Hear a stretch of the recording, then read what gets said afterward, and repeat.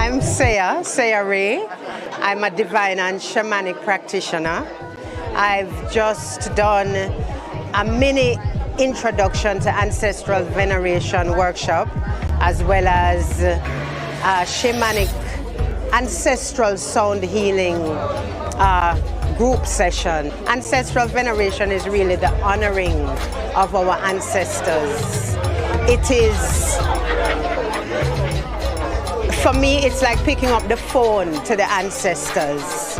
It's developing, strengthening connection to those who have walked the earth before us, and therefore who know this place, they're familiar, and we're giving them the opportunity to help to look after us, to help to make life a bit smoother, to help to settle the psyche, to help to empower us and support us as well as our children, as well as helping to heal the lines, to start to heal our lineages.